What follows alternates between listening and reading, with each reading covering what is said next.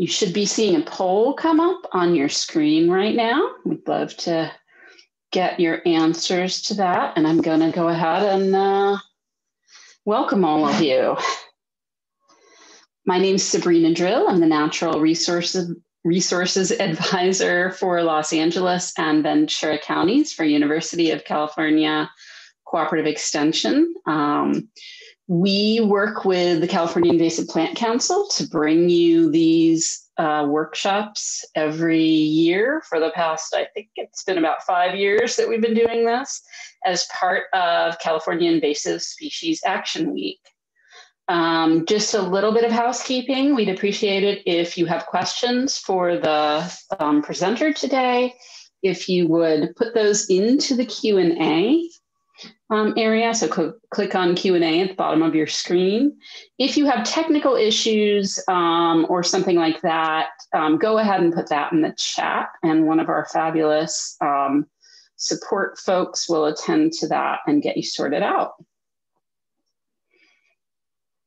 And with that, I will hand it over to Doug Johnson. Oh, actually, before I do that, I just want to recognize Elliot Frutel from the California Naturalist and Climate Stewards programs, who's been providing some support for this series from UC A&R. And Doug, do you want to introduce Calypsy? Sure thing. Thanks, Sabrina. Doug Johnson, I'm the Executive Director of the nonprofit California Invasive Plant Council, otherwise known as Calypsy. We are a membership organization statewide. We've been around 30 years. We have an annual conference. Our 30th is coming up this October online, and a ton of resources on our website about invasive plants and their management. So cal-ipc.org is your one-stop shop. And we have Nikki Valentine, our conservation specialist, and Claire Myler, our communications and development manager, on the back end of the chat and the Q&A today, helping us out. Thanks, Sabrina. Thanks. Do you want to go ahead and switch to the next slide, Doug? So I just wanted to mention that this is part of a greater set of activities together known as California Invasive Species Awareness Week, organized by the California Department of Fish and Game. And in addition to these webinars, there's some activities you can do at home. There's a youth invasive species art contest with winners announced. I believe people have already submitted and winners are announced during this week. And there's a bunch of hands-on events you can volunteer for as well, generally on the weekend. So look for that coming up this weekend. And Doug, did we have one more? There we go. So hopefully you guys have been joining us this whole week. We've had an amazing set of talks, and we'll be having another one today. And just wanted to remind you to join us tomorrow as well for a talk about stewarding the San Francisco Bay tidal marshes and addressing Spartina there. And you can go into the Invasive Species 2021 Lunchtime Talks website, which has been posted or will be posted in the chat if you still need to register for tomorrow. And also to see all of the videos from the previous presentations this week. It looks like we have... Am I showing the poll results? I think I am. It looks like we have a pretty good mix of folks, mostly Southern California today, which might make sense since our speaker will be talking about some Southern California issues. Some of you are very familiar and some somewhat familiar with invasive species issues. And as was predicted, Coast Live Oak is our #1 top favorite tree this week, followed up by probably the Northern Californians voting for Coast Redwood. And with that, I'd like to introduce our speaker today, who I had the pleasure of actually bringing into our Los Angeles County office as our urban forestry advisor. She'd been working in Orange County all that before. So Dr. Beatriz Nobua-Behrmann is the Urban Forestry and Natural Resources Advisor for UC Cooperative Extension in Orange and Los Angeles County. But before joining sort of the faculty in an academic role at ANR, she ran our shot hole borer monitoring program in Orange County. She's got a background in ecology, organic agriculture, and pest management, and received her PhD from the University of Buenos Aires in her native Argentina. So Bea, take it away. Thank you, Sabrina. I'm gonna start sharing here.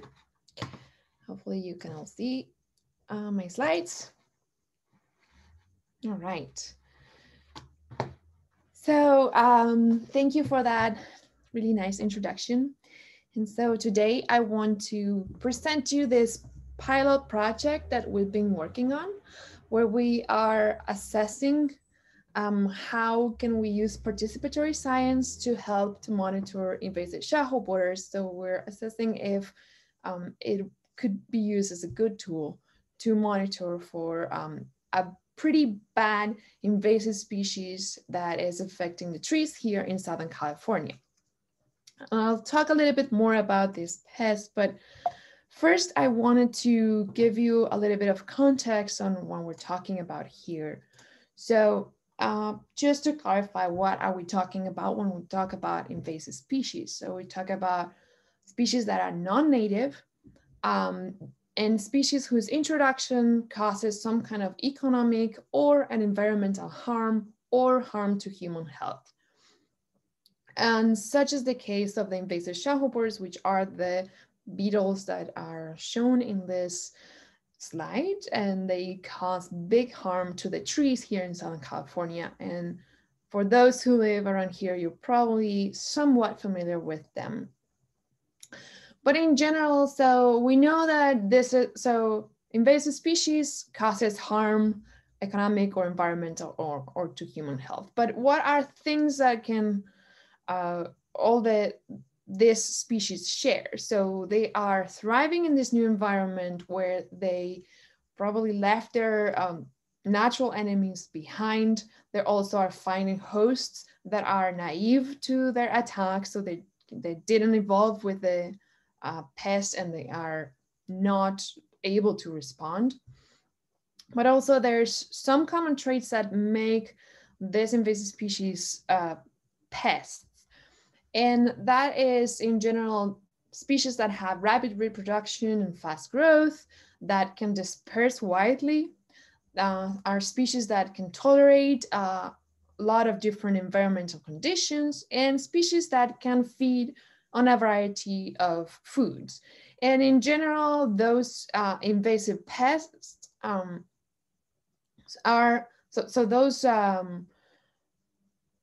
organisms that become invasive pests share all or some of these characteristics. And they can cause, as we said, a lot of damage wherever they invade. And here in the United States, invasive species cost about $160 billion annually in damage and control costs.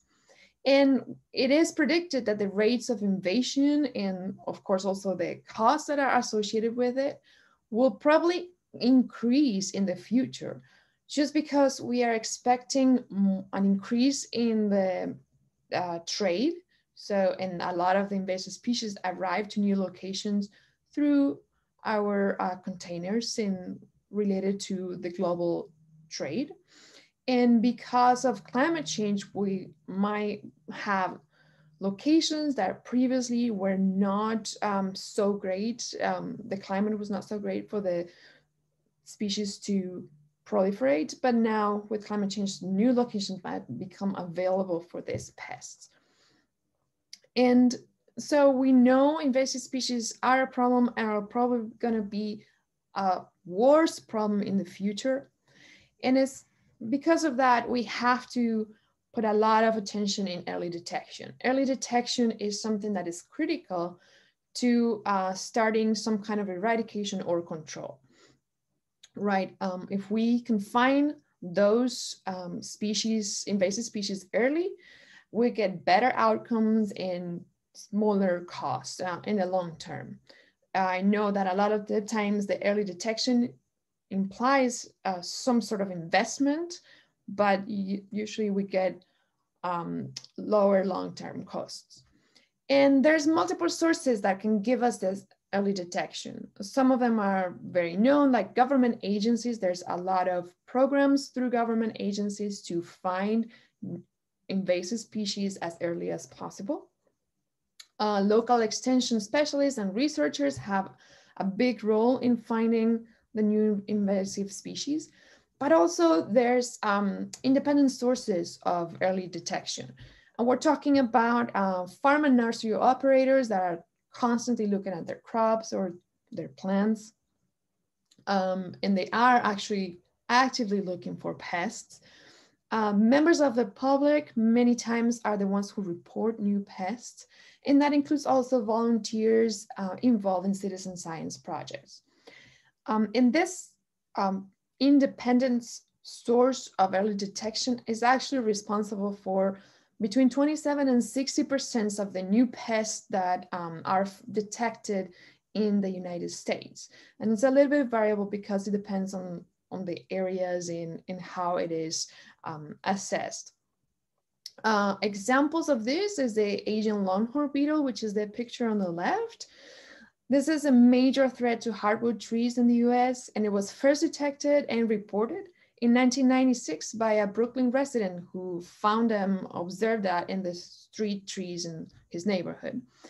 And on the right, the Asian longhorn, the Asian giant hornet, it was discovered by a citizen on their front porch. So those are examples on how citizens find something that looks suspicious and reported it, and was basically the initial detection of an invasive species. And this interaction between the public and the research and extension professionals can be very valuable. And it can be actually formalized in what we call as participatory science projects. So a little bit more about participatory science. That's when the members of the public get to participate in some of the stages of a scientific research project. And the data that they collect can be used for monitoring, decision-making, or basic research, answering basic research questions. And this kind of projects are quite beneficial for both the scientists who get a lot more data and for the citizens as well, or the community, the people from the community as well. So among the potential benefits, we have that the projects are usually driven by some need of that community, of that local community. It allows collaboration and interactions between the scientists and the community. That data can be used for scientific research, and in that case, it allows for greater data collection, which leads to better information, more and better information. It also allows the participants to understand a little bit better about how the scientific process works and get involved and understand this relationship between science and society. It also, of course, because they are learning about this issue, which is usually a pest, it increases their awareness and understands the understanding on the issue that the public is working on. And that makes them feel empowered and also provides the participants to ways to contribute to solving a problem that's affecting their community.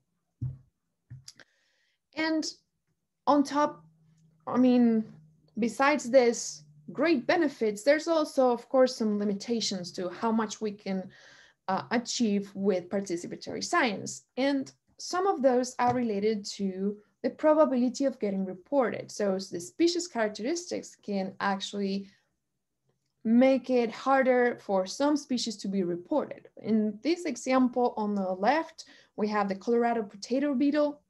That one has a probability of being reported predicting on 98%. It's a flashy species. It's big. It has those stripes. It's very eye-catching. But some other pests or other invasive species that are less flashy and smaller, less easy visible, like the one on the right, that's the Colorado potato beetle, they have very low chance, sorry, the one on the left is the Colorado potato beetle, the one on the right is the Russian wheat aphid. That has 4% chances of being reported because it's an inconspicuous, it just looks like any other aphid. It's not something that will catch your eye. Other limitations have to do with the characteristic of the species, have to do with the accuracy of the ID, right? So those species that are less conspicuous and that look more similar to the native species or other invasive species in the area might be a lot harder to accurately identify by a member of the general public. And in cases like the invasive shot hole borers, which have exactly that, they're very small brown beetles. These pictures are the invasive shot hole borers that you can see. They're about the size of a sesame seed. And also they spend most of their lives within the plant, the tree that they affect. That makes them even harder to see. And we have to rely on signs and symptoms of the infestation in order to being able to say, oh, this tree is infested with invasive shot hole borers, which again is another one of the limitations that will affect how accurately the members of the general public can ID this pest. And this is not just for the general public, it's also for any trained professional, right? It's just a trained professional takes a lot of courses and is constantly being exposed to different pests and sometimes this particular pest. So they get more chances of learning it versus someone from a volunteer or someone from the general public, which just have maybe one or two instances in which they learn about a pest. So it gets a lot harder to identify it. So since we're talking about the invasive shot hole borers, let's talk about who are these guys that I've been talking about. So the invasive shot hole borers are this group of very closely related species of the genus Eualasia. They are these teeny tiny beetles, and all the species are morphologically basically indistinguishable. So it's like they are what it's called a cryptic species. So a lot of different species that they look exactly the same. And this group is native to Southeast Asia, but it's invasive to many other parts of the world. It usually moves with packing materials and wooden crates. And in the US, we can find them in California, in Florida, and in Hawaii. And of these 4 species in California, we have 2 of them, the polyphagous shot hole borer and the Kuroshio shot hole borer. But in general, we just call them invasive shot hole borers, which encompasses all of them because they all have similar damage because we cannot distinguish them unless we do a DNA test. The way we manage them is exactly the same. But this is not it. Also, when we talk about invasive shot hole borers, we talk about insect disease complex. And that means that these beetles are the insect vector of a fungal disease, which is Fusarium dieback. So the beetles bring with them a fungus that has a very tight relationship with them, and the fungus infects the tree and causes a disease called Fusarium dieback. So the damage that they can cause is a combination of the mechanical damage that they do. So in this picture in the top left, you can see the galleries that the beetles dig within the tree. And in those galleries, they grow the fungus that they use as food, but the fungus infested tissue of the tree. And now we have a combination of that mechanical damage from the tree, from the beetle, and the damage to the tissue, the structural damage that the fungus is causing. And that leads to tree decline. And then in advanced stages, we have a lot of dieback, like we can see on the right picture on the right.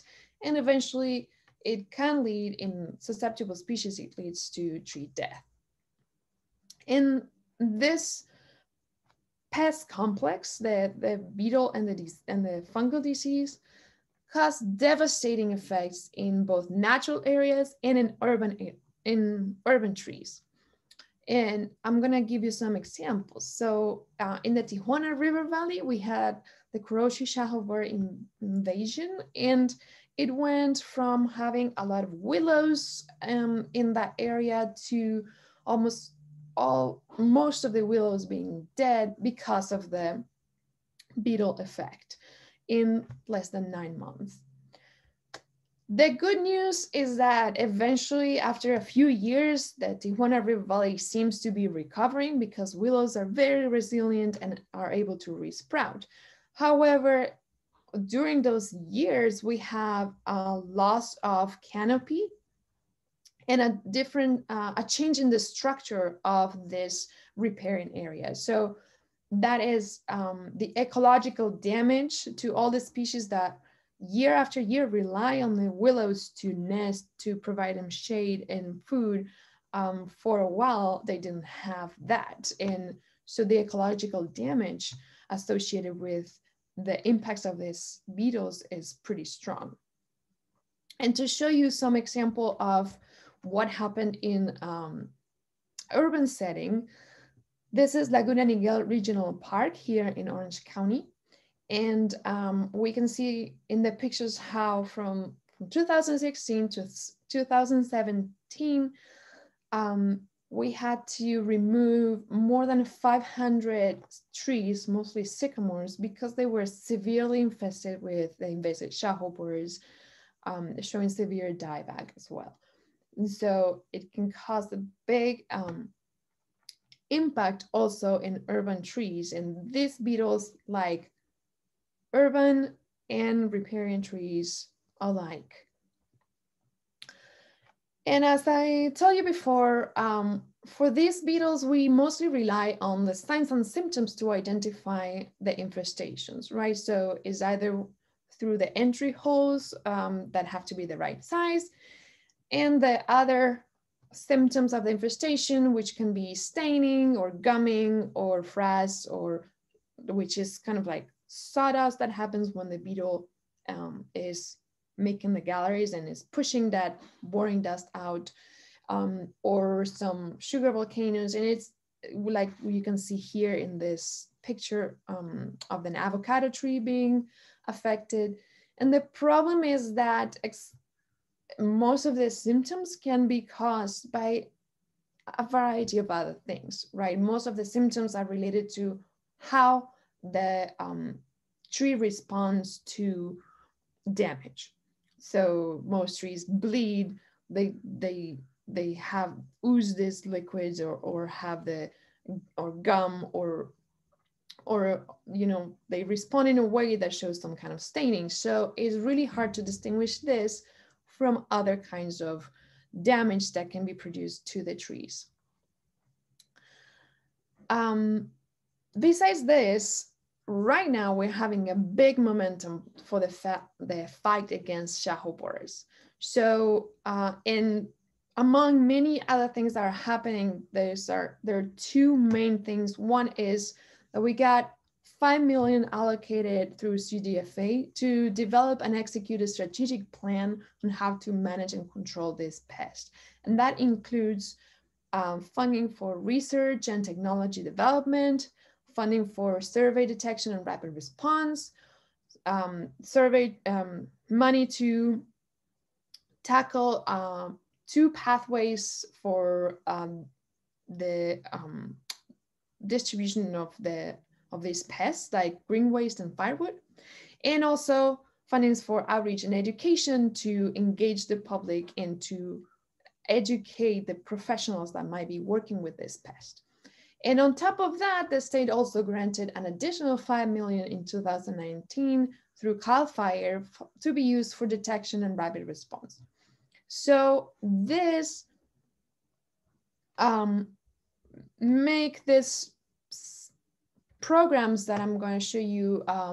So there's trapping and surveying programs that are happening all over Southern California and even in other counties in Northern California as well, where there's the goal of either having early detection and rapid response in the areas in the leading edge, having early detection in the areas where the beetle is still not there, but it might come in the future.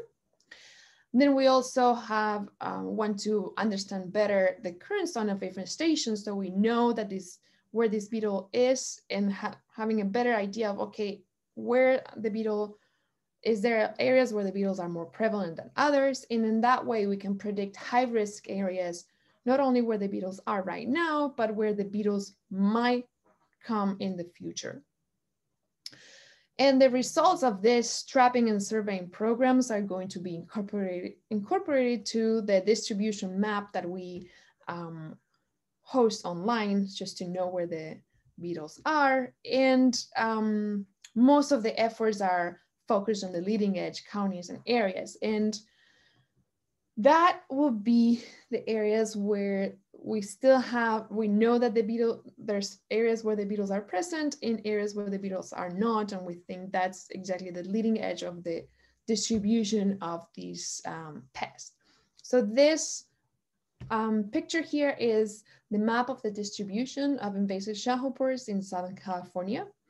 And as you know, as you can see, it goes from San Diego to Santa Barbara, and is mostly restricted to the coastal areas, but goes into Riverside County and San Bernardino County, and is pretty prevalent in Santa Barbara, a little bit in Santa Barbara, but in Ventura, Los Angeles, Orange, and San Diego counties.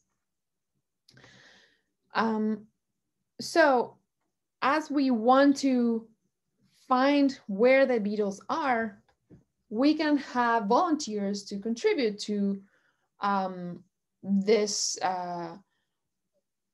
program by reporting shot hole borer infestations. So volunteers can either identify new or undiscovered infestations, and ideally we will be able to include the infestations reported by the volunteers into that distribution map that I just showed you. Examples of past and present volunteer-based programs are the Ventura County Early Detection Survey that happened a few years ago in Ventura, and the Santa Monica Mountains Bad Beetle Watch, which is ongoing, and they're really doing a great job at finding new infestations in that area between Ventura and Los Angeles County. And because of this, projects were ongoing, and we want to be able to use volunteer-based data, we decided to start this ISV Monitoring Project.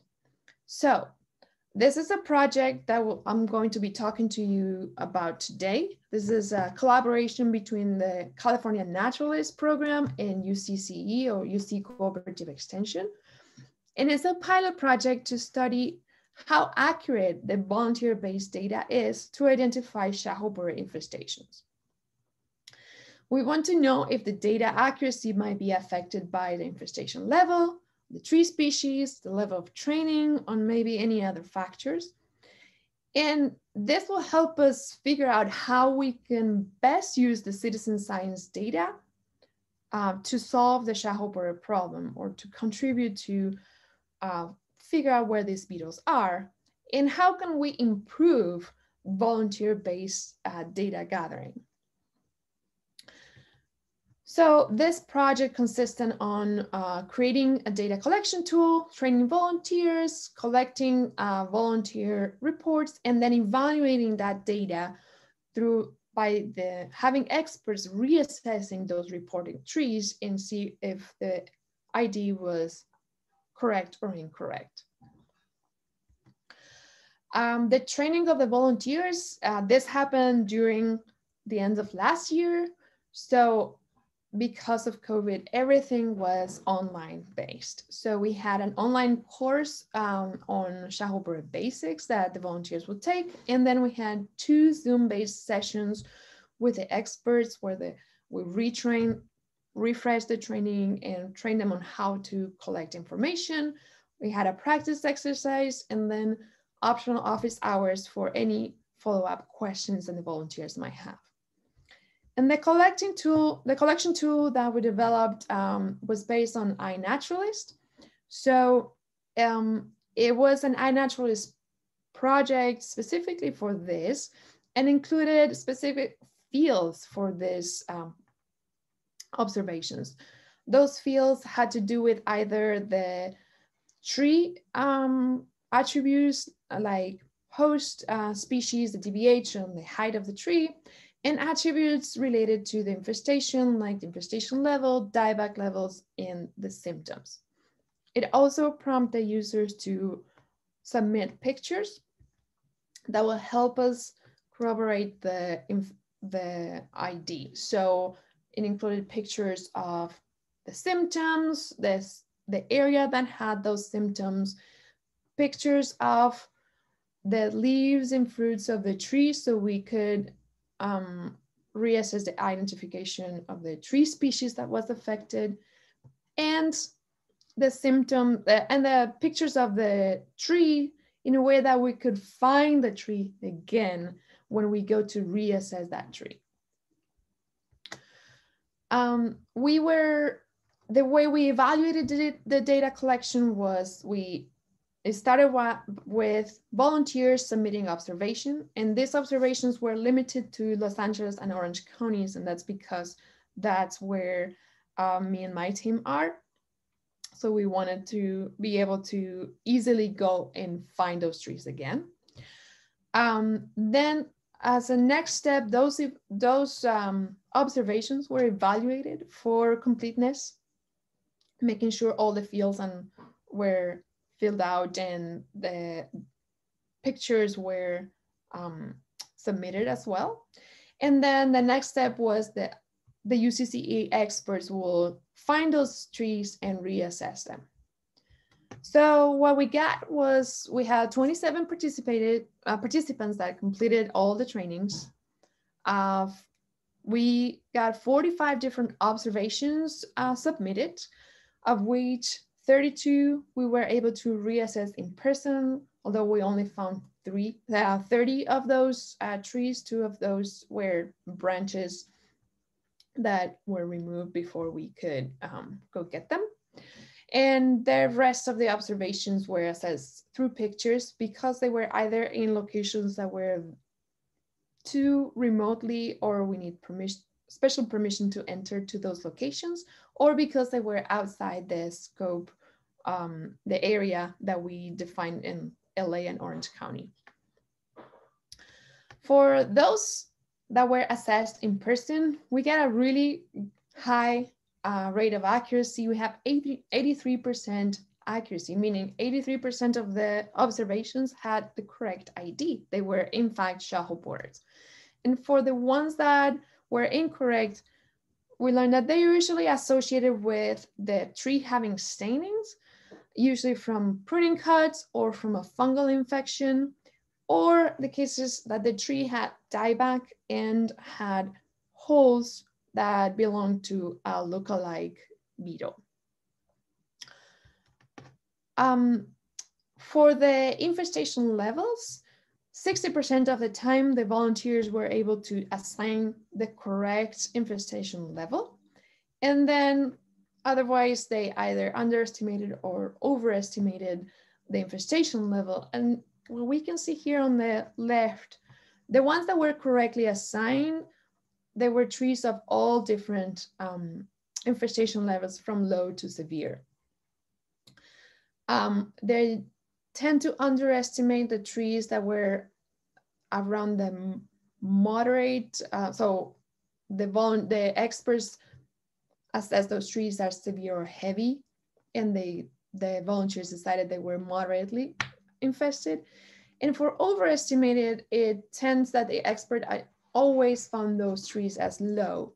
like low infestation. And that's probably related to the presence of inactive holes, so holes that don't have beetle activity in them yet. And that's something that we did not include in the training, and is quite hard to do a good distinction between active and inactive holes. And that's something that the experts don't count when they consider the level of infestation. That's something that we'll include in future trainings. Now, we wonder if the infestation level of the tree will influence the ID accuracy. And we found out that less ID mistakes were done on trees that were heavily infested, right? So these are trees that have a lot of, so for this, I want you guys to look into the gray versus the other two colors. So the gray parts of the bars are what trees that were uninfested and the volunteers decided they were actually infested. And we see that for those trees that were heavily infested, everyone who found that tree decided that that tree was infested with shothole borer. They didn't assign the correct infestation level, but they did assign it correctly always to an infested, as an infested tree. So that means that trees that have a lot of hits, they probably have this redundancy, right? You look at one attack and you're not sure, but there's many symptoms of attack, many places in the tree where there's attacks by the beetles. So you can go look at another one and finally make your decision that that tree is infested. And the reason why there's some mistakes in the severely infested category is because sometimes when the trees have dead branches, that's where some lookalike beetles might come and attack those dead branches and make holes that are very similar to shothole borer, and that could be, that's where the volunteers get confused. Besides that, the other thing that we see is that the infestation level, now we're looking at the green versus the red. So the green is where the volunteers assign the correct level, and the red is where the volunteers assign an incorrect level. So the volunteers were correct always when the infestation was low or the infestation was severe, and had more mistakes were in those more intermediate levels, which also makes sense, right? It's easier to see when something has only a few hits and say, oh, it has only a few, or has a ton of hits in dieback, which is severe. But in the intermediate levels, it's more easy to be confused and assign it to a different level of infestation. For other measurements, for DBH, most observations did coincide with the expert assessment. So most of observations were exactly the same as the experts. And then on top of that, about 96% of the observations were within 5 inches of what the experts assessed. So that's very good. And for tree height, it was a little bit more variable, and 77% of the observations were within 10 feet of what the expert assessed later. Regarding host ID, only 83% of the observations included host ID. The other 17% did not include an ID, but those that did include an ID were 100% correct. So to wrap it up, what did we learn? We learned that the accuracy for volunteer-based data for ISHB is high, is 83%. The main confounding factors are stains from other causes and holes from lookalike trees, especially in dead wood. There were less ID mistakes when the trees were more heavily infested, and the redundancy of the signs and symptoms is probably helping there. So this means that volunteer data would be very useful to find amplifier trees. And in conclusion, this volunteer-based data seems to be a useful resource to find to find new infestations, to identify amplifier trees, and to help map current infestations. So as long as we keep in mind that there is some level of inaccuracy, we can use this to map the current, or to have a better idea to where shothole borer infestations are, and to get those volunteers in the leading edge of the infestation and find new infestation. It's totally worth it to do that, because their accuracy is so high. But we can still improve it and make it even better. And ideas on how to improve it is to have in-person field workshops, which hopefully we'll be able to have them later this year. And that will help us to be able to have some guided data collection and tree assessment exercise right in the field, being able to show the volunteers samples of signs and lookalike pests that might confuse them, so they can see that in this in-person workshop and have a better idea. And also including how to differentiate active and inactive or compartmentalized holes might help to improve the accuracy of the level of infestation that the volunteers assign to a tree. And for the next steps, we'll be assessing the volunteer accuracy with a second training for volunteers. And ideally we'll include an in-person field workshop. And for that, we'll also be limiting the observations to a few locations just for this project, in a way to make it easier for the experts to find the trees again, because then we know that it should be within this park or within a few locations that we choose. We would like to include youth programs into this, and we had a pilot project with 4-H that worked pretty well, and we want to expand that. And that is regarding assessing volunteer accuracy in moving from a pilot project with a limited amount of data to a project with more data, and we can say this with more confidence. But this already is showing us that we can and should have volunteer-based shothole borer reporting in general. So we should expand this project to other counties, especially in the leading edge, which is already happening in the Ventura and LA counties through the Bad Beetle Project. And we should use this volunteer-based observation to inform the distribution of shothole borer in SoCal, and having all that in a web-based map.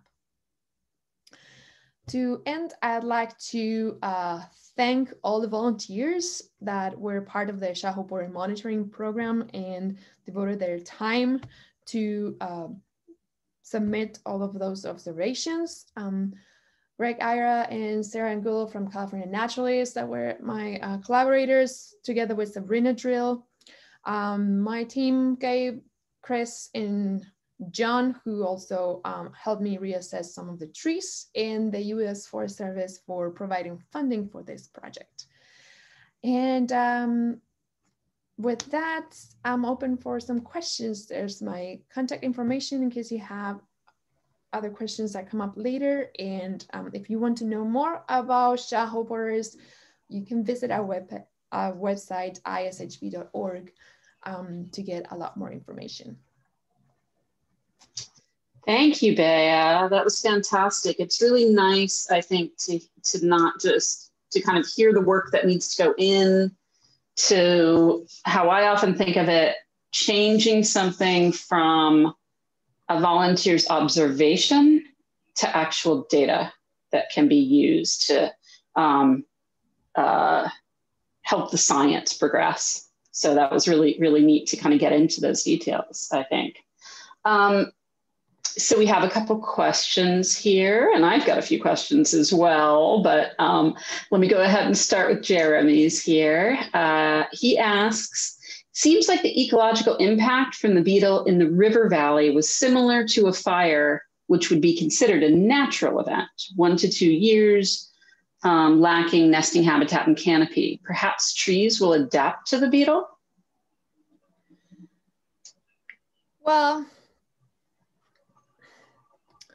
So what you have to think about is that trees that adapted to fire, so adapting to something is a co-evolutionary process, right? So you need a lot of time, a lot of generations, like thousands of years for something to evolve to adapt to something. So the trees that are adapted to fire have usually thicker bark, and they have some of them, their seeds actually can withstand the fire and actually get the fire can be a signal for the seed to start sprouting after the fire. So those are all adaptations that didn't happen in a couple of years. That happens with thousands of years of the tree evolving in an environment that has the fire. With pests, that happens as well where they're native. So in the place where these pests are native, the trees evolve with the pest. And so the trees do have defenses against the pest because they were, through the evolutionary time, they were exposed to the beetles, right? So it could be some kind of chemical defense that the tree has with secondary compounds, or have certain kind of thickness of the bark or hardness of the bark or whatever that makes that tree more resilient to the pest. And that's why they're not a huge, normally invasive pests are not a huge problem in the native area. Now, when they come to a new area, the trees, their hosts, are naive to them. And that naiveness, if you want, won't go away in a couple of years, right? It needs evolutionary time. So we're talking about thousands of years of co-evolving with the beetles. So short answer, no. Long answer, I just gave it. I will say there's some interesting research. The guy who's really been tracking this for, I believe I think he's working for either the County of San Diego or a conservancy down there, John Boland, had some interesting but preliminary conclusions about water quality and how that might make trees more or less susceptible to shot hole borer, because if trees are growing very quickly in an environment that's high in phosphorus and nitrogen, they're wood may be softer and easier for the pest to bore into. So I can, if you want to look into that, I'll try to drop a link. Actually, I think that research is on the ISHB webpage. It should be, yeah. Yeah. So look around for John Boland and you can find more research there on the Tiona River. Okay, Francis asks, how long can we replace an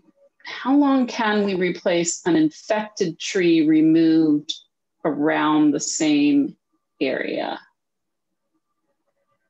I think he's asking whether we should wait for sort of the pest clear after an infested tree is removed before replanting. Okay, got it. That's the sense of it. Yeah. So and that is, questions about replanting always happen with this pest, and it's always always a kind of like a gambling game in a way. But we have some information that we can use in our benefit. So replanting the same species that was, if you have a species that was severely infested, so something that I might have not mentioned, there's some species that get more severely infested than others, right? And I didn't put in here because there's 66 different species of reproductive hosts in California. But to give you an idea, box elders, London planes, willows, and cottonwoods tend to be around, and some like valley oaks are species that get very severely infested fairly fast, right? So are more susceptible in a way. So if you have one of these trees, let's say you have a sycamore susceptible species, it got heavily attacked with a beetle, and you remove it because it died. Question is, can I plant another sycamore, or do I have to wait? And the answer is, depends what's going on around. So is there still a lot of beetles around? Do you have other trees that are severely or heavily infested around? So if the answer is yes, then you're gonna plant a tree and it's gonna get infested because there's a lot of beetles looking for new hosts. However, in a lot of places, and it's very common for this to happen, the population's dynamics go up and down, right? So you have a lot of beetles, lot of beetles, and then all of a sudden, those beetles attacked all the best hosts, the more susceptible hosts, then all of those hosts die. And then there's no more really good hosts. So the populations of the beetle go down. There's not that much material for the beetles to reproduce. So in that case, you'll have low infestation or low beetle pressure all over. So when you are in that state, for some of the species, you can probably plant them and you might be okay. If the area has like very low infestation overall, I wouldn't be too worried for planting one of the susceptible species. But if the area still has an active infestation around, I will wait. I will wait until we can control those infestations. And, you know, there's some light at the end of the tunnel as well for finding other ways to manage these infestations that is not, so we have ways to use pesticides to protect the tree or to, you know, kill the beetles and the fungus that are inside the tree. But those are things that we might use in some specific cases on some trees that are very important economically or culturally important trees. But for doing big scale treatments or treatments around water where we can't use any pesticides, we have to wait a little bit more, but there's some light at the end of the tunnel. So there's some research on biocontrol that is going on, including using natural enemies, using endophytes, which is kind of the microorganisms that live inside the tree, a little bit like your gut fauna, you know, it's like probiotics for trees. And we're looking into, there's some really good candidates and looking into how can we actually put the yogurt into the trees, basically. And then the use of nematodes and some entomopathogenic fungi, which is fungi that attack insects. So there's research going on all that plethora of different biocontrol options. It's just, we have to manage the infestations now until we can have those other options available, which would be in at least a few years from now. I went totally more. No, it was really interesting. I think one thing that was really interesting there too, that, you know, I dealt with as well, is the difference between options for treatment in urban forests and in like riparian restoration sites, that it's really how you can deal with this. It's not going to be a one size fits all.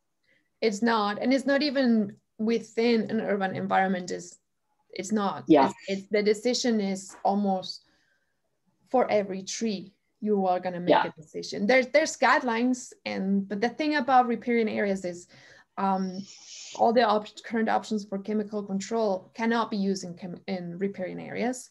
Yeah. So for riparian areas, we just rely on removing the amplifier trees and amplifier branches, which is the trees and branches that have a lot of beetles in them. And so it's usually more than 150 holes.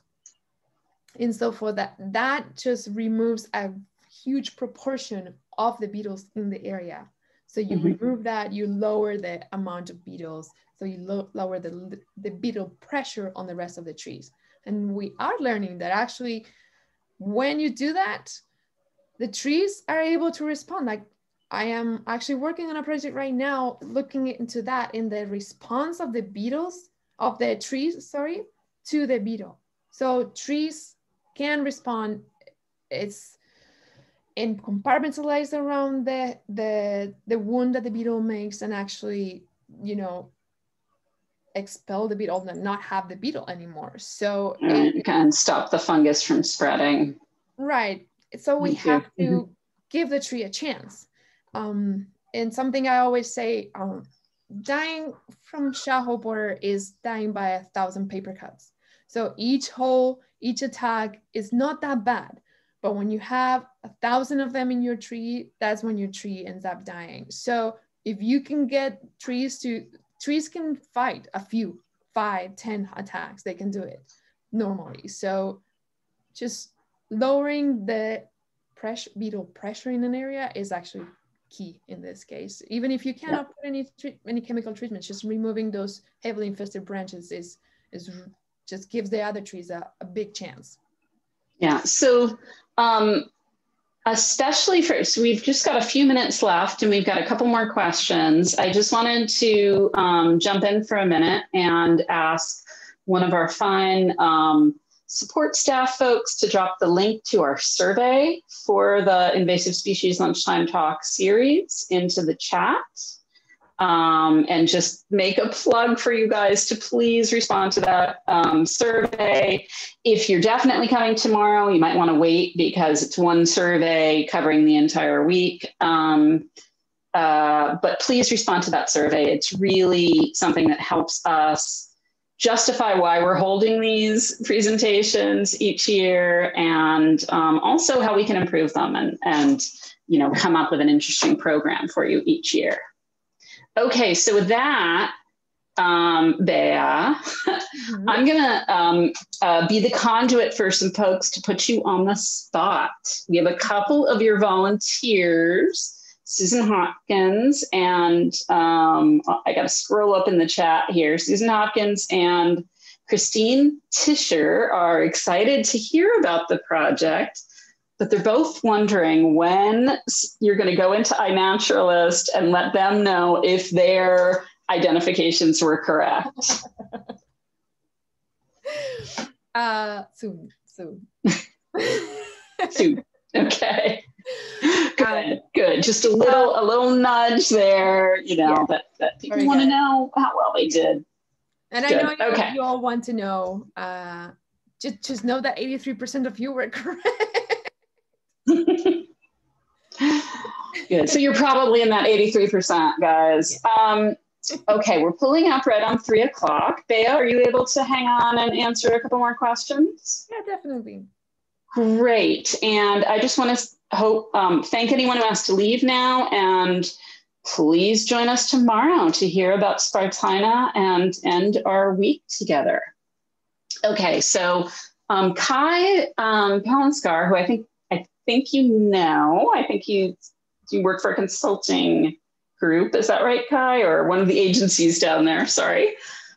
He is asking a couple of questions that are sort of related. So I'm just gonna ask you both of them and you can figure out how to answer both issues. The first is, how is regrowth on shot hole borer impacted trees doing, assuming that reinvasion may occur? And his second question is, do you have recommendations on how we should be restoring riparian habitats within this new era of shot hole borer? Should we be shifting to shrubs in place of woody trees? Okay, so the most information about riparian habitats that had been severely affected by shot hole borers comes from the Tijuana River Valley area, right? And so what we see there, and it's just the regrowth depends a lot on the species. Some species have a lot of potential to do that, like willows, and some species don't have that much potential or not so good at resprouting.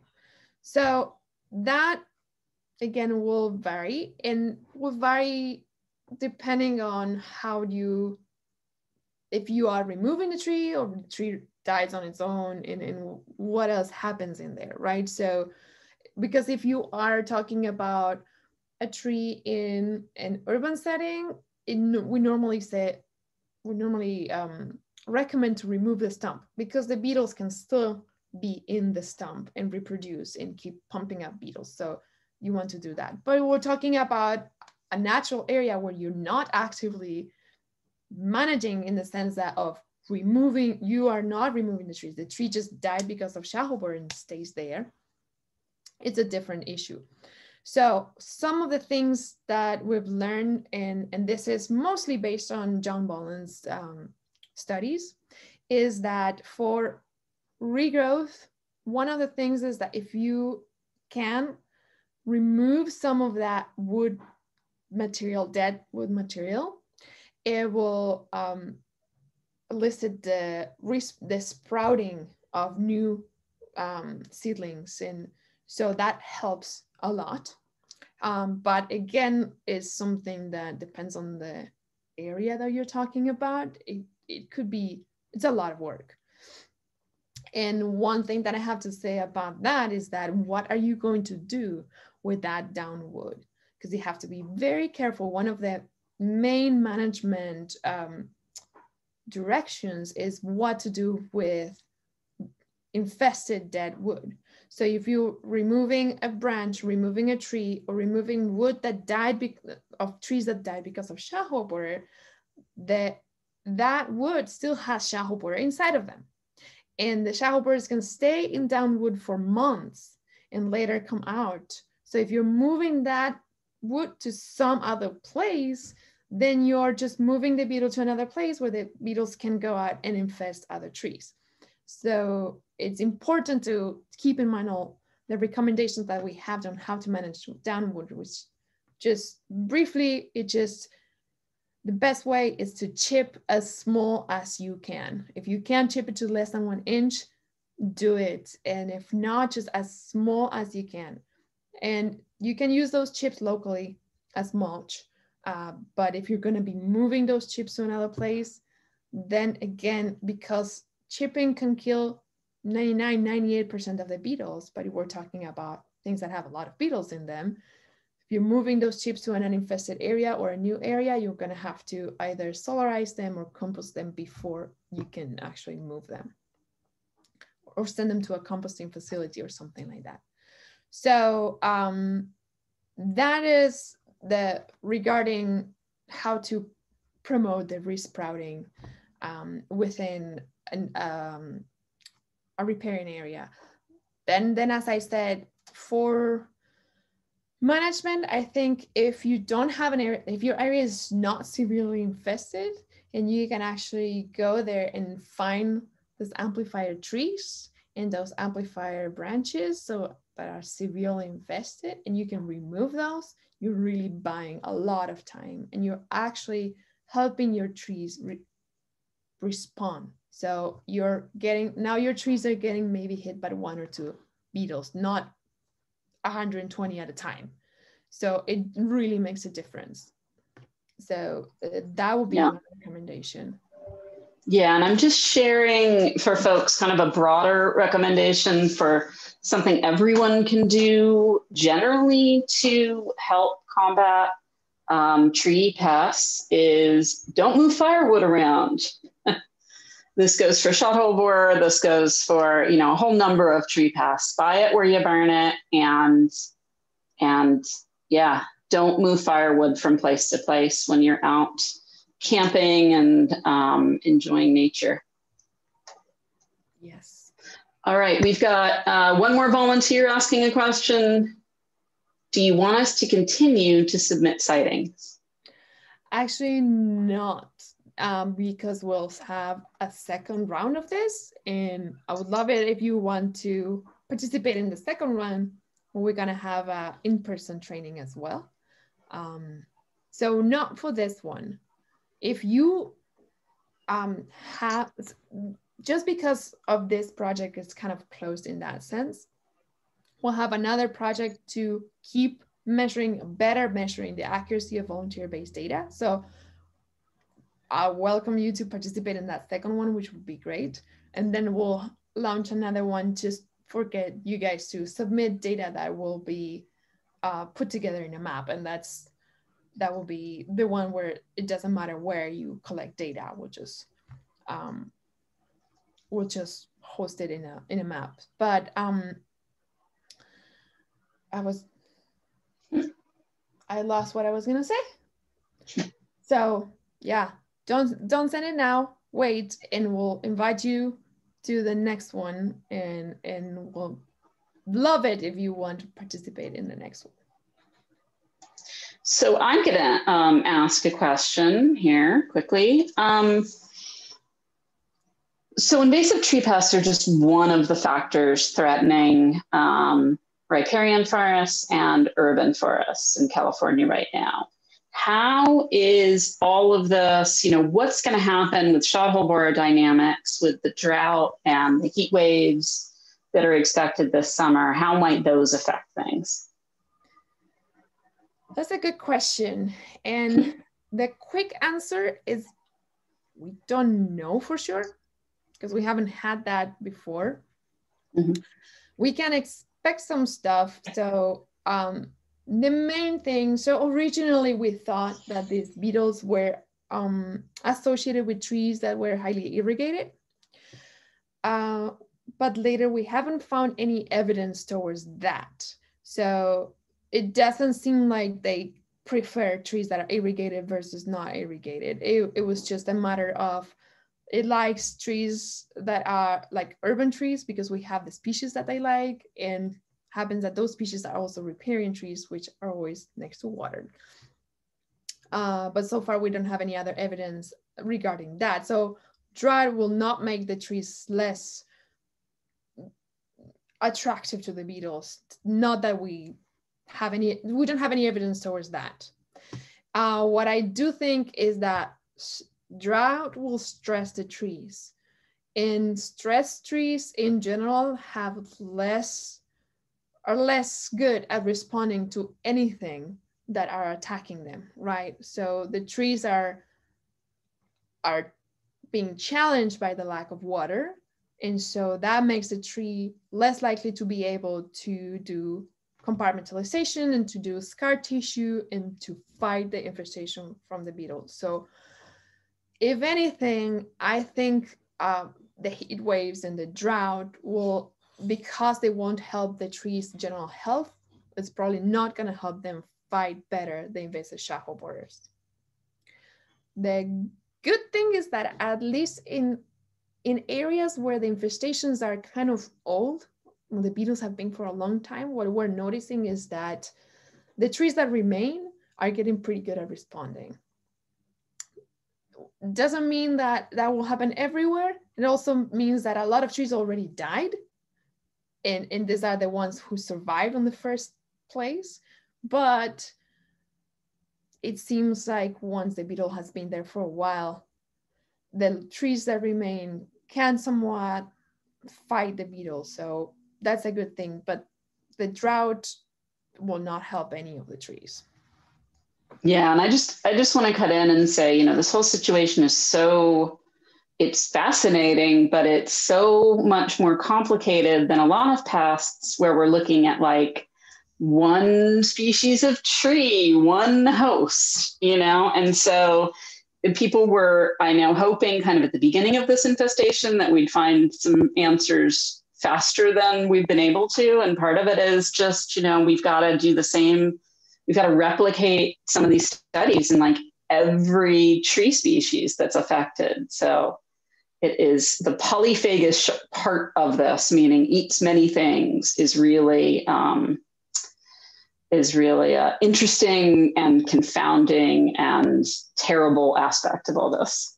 Well, it's the same thing that makes it a worse pest, right? Because it attacks everything. I mean, not everything, but it attacks a lot of different species. It also makes it a lot harder to control, to manage. Yeah. Okay, well, we are done with questions. We're about 10 minutes past our hour here. I think I'm gonna let everyone go. Thank you so much, Bea, for just a great presentation. All of our presentations, recordings are being posted on our website, so you can watch them again or recommend them to friends or however you'd like to experience this again. And with that, again, I just invite you back tomorrow. Doug, do you have anything to add before we wrap up? Just Nope, thank you that's so much great. for having us. Oh, sorry. No, go ahead, Bea. Sorry. I just wanted to thank you guys for inviting me here and giving the opportunity to show our work. And thanks all you 23 people, I guess, because there's several of us who hung on till the end here. So we'll see you tomorrow. Bye. Bye.